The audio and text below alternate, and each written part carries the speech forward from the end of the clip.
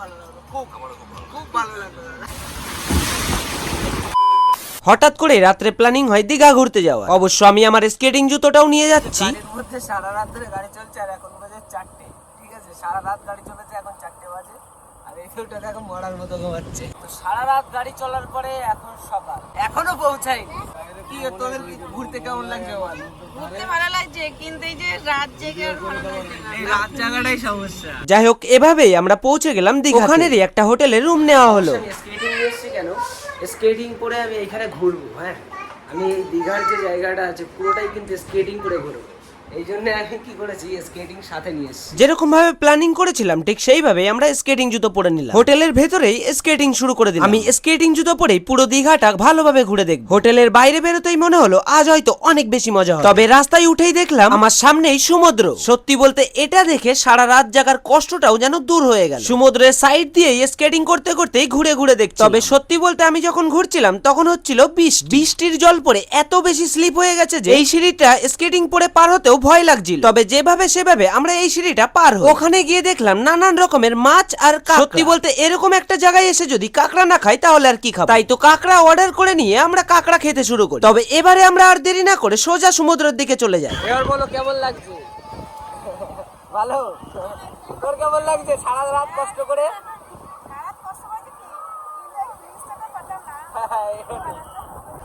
তোমার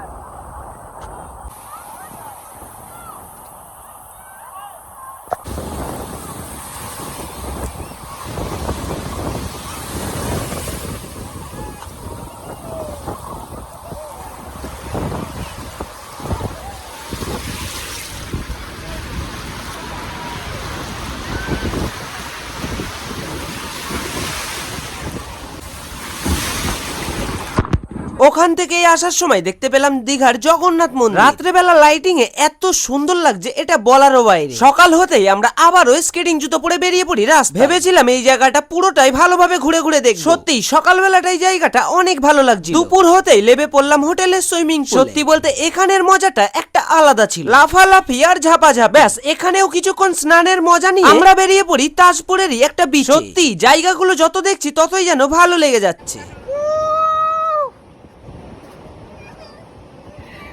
ভাই এই দেখো, সেরা সেরা। বন্ধুরা জীবনে বহুত মজা করেছি।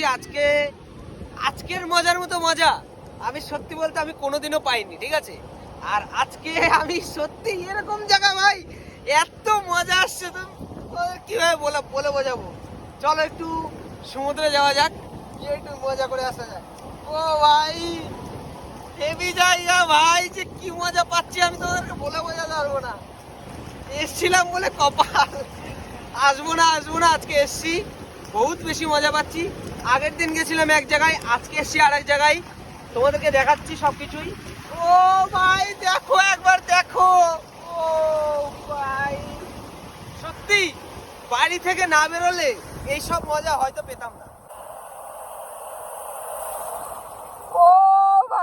ওখানেই দেখা হয়ে গেল এই দাদাটার সাথে। সত্যি বলতে দাদাটাকে দেখতে একদম জিতের মতো, এমনকি দাদাটার গলার ভয়েসও সেম জিতের মতো। যাই হোক, আজকের ভিডিওটা তোমাদের কাছে কেমন লাগলো কমেন্টে জানাও।